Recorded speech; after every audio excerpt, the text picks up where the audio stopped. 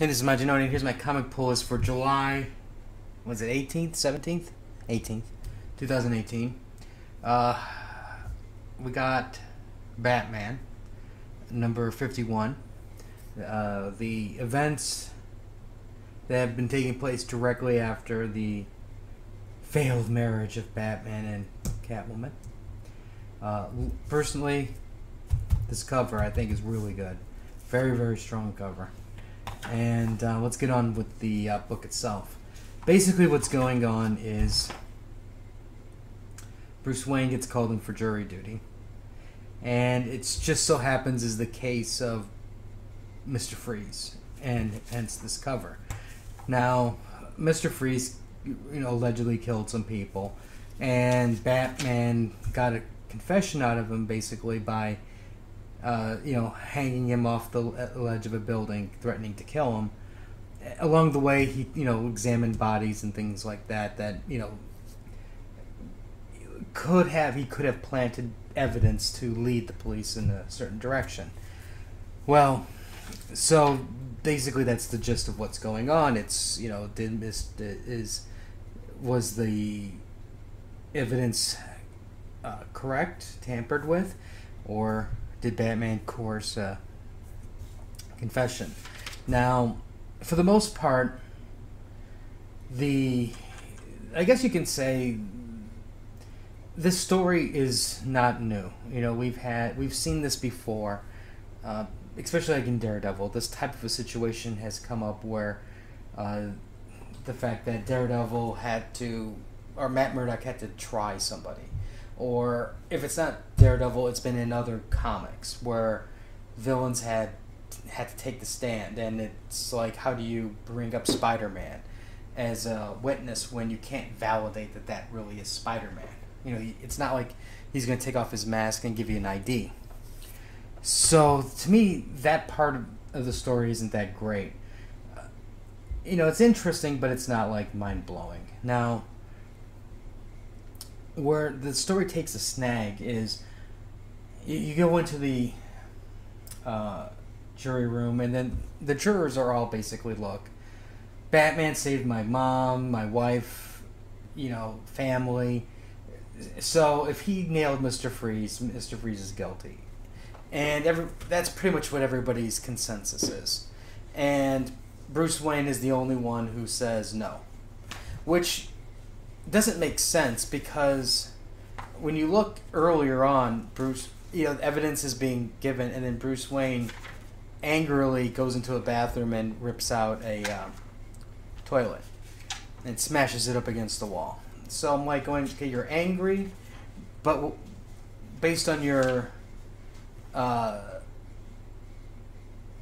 way you voted at the end, what is your temper tantrum really about?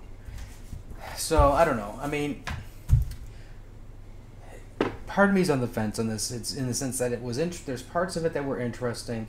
Parts of me are going, I've seen this before, but we'll see where this one goes. I mean, I think if anything, I kind of want to see where the logic is going to go with how Bruce goes with the story.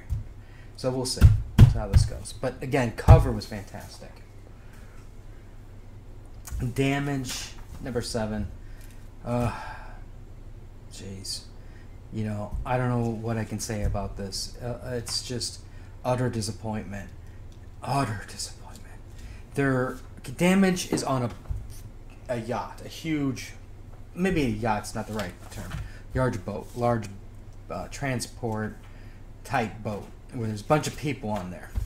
And he's fighting superheroes or supervillains or government super agents. And yeah, you can kind of see some damage along the way where water comes out, but it's like, imagine the Hulk fighting Captain America, for an example, on a boat. The boat would be destroyed within seconds. It would not last a full issue because the damage the Hulk would cause. Rampaging through, smashing things, sides of the walls, the stability of the boat. It would sink instantly. A boat is not while a boat can take some damage, it's not going to take this type of superhero battle. So, for me, as I'm reading this, I'm just going, this is taking way too long for the boat to go down. This is really stupid. You know, it's like, I just don't, I did not like this. It's like, you know, it's like they had a great idea, but they realized the great idea would only last maybe half the book. So they had to extend it longer, and once they extended it longer, I'm just like, the believability part is just gone. Challengers of the Unknown, I thought I'd give this another try. I mean, it's okay. But, I don't know, right from the beginning, I'm just going, I don't know, I just kind of got disillusioned with this, because you have, like, the original Challengers of the Unknown and the new group, and the original group are, well, I hate to tell you this, but we are the original Challengers, so get lost, because we were here first. I'm just thinking, you know, when you have an attitude like that, and you're supposed to set the example, a higher standard, you kind of, like, lose credibility. And you become like a baby, you know, and that's when I kind of start to lose interest. You know, I did like the art, though, but I don't know. I just, right now, I'm not thinking, I don't think that these new books, the new age, are really that strong of lineup, so to speak, which is a shame. I do have an update, though. I am reading the book Reborn as a Vending Machine. I Now Wander the Dungeon. And this is actually surprisingly really entertaining. Basically, the guy gets killed in our world, and he's teleported into this fantasy world, and where there's monsters, you know, like you know, something right out of, like, the Hobbit type thing, right? Dungeons and Dragons. Dungeons and Dragons is a better example. So this guy who died, he was a vending machine fanatic, and where he loved vending machines, and he tried many things in vending machines. So when he gets transported to this other world, it's not kind to him, because they put him by a lake, and he learns really quickly that, you know, he's got, while he needs energy, you know, for power, and they don't have electricity, so basically people put silver coins in, and the silver coins turn into points, and then that's his magic points. So magic points will keep him alive, obviously, or he can use them to update his machine, you know, whether it's supplies, you know, like water, food, soda, alcohol, things like that, or he can change, like, the color of the thing. He can give himself special abilities, and he can only get things, he can only stock his vending machine with items that he's actually purchased in real life. And this girl comes along, saves him. Well, he first almost gets attacked, but he gets attacked by lizard men, and he gets saved, because he can create he used his points, and he created a shield, force field, and so that prevented them from attacking him. Then this wandering adventurer comes, she saves him, he gives her stuff, and she's like, oh, that's really good, and she realizes his value, so she takes him to the city, and it's basically him in the city now, and he's like, basically, well, you know, I get my regular customers, I give him this, I give him, you know, he introduces them to new food items, and then he has very limited vocabulary, also, like welcome, come again, thank you, things like that. Now, I understand this might not sound like it's really like a mind-blowing story, but it actually is it's really entertaining. There are some interesting, more fun type moments. He does actually go on a battle.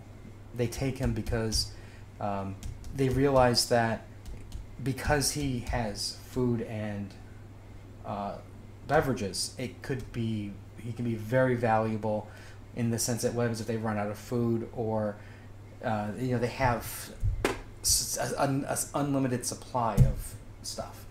So I'm almost done with the first volume, and I'm definitely, as I'm going right now, I'm definitely going to get the second volume.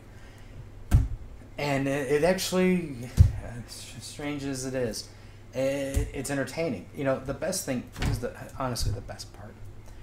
The book, light novels in Japan are a godsend because, you know, we live very busy lives, right? And yes, you can read a book like a Stephen King book, or you can read like a Tolkien book, or you know, any other fantasy writer or whatever, you know, literature. The problem is when you have this busy life that you don't want to allocate time to, those books are really thick and they're very wordy. You know, it's like they'll describe, here comes this new guy into the scene. They give you his hair, his perfume, or I'm sorry, perfume, cologne. If he doesn't have cologne, he smells like a swamp.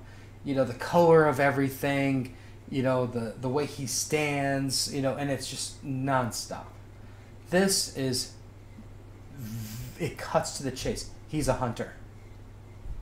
That's the description that you get, and you know, it's very quick. It's a very, very quick read. And, I mean, in theory, I should have finished it by now, but I've just been taking my time with it. And that's why these things are so good, because you can read these things in an hours type thing. They're just over and done. You can get straight to the point, and it does include pictures. So, like, every once in a while, you'll get a picture of something. And so this way it kind of gives you an idea of what's going on, what people look like, things like that. But it's great. These books are great. And then the variety of topics are pretty good. But most of them right now, at least on Amazon, are you've died and been reincarnated. But anyways, and that's what's going on. Let me know what you guys picked up, what you're looking forward to reading the most. We'll have more stuff later. Like, share, and until next time.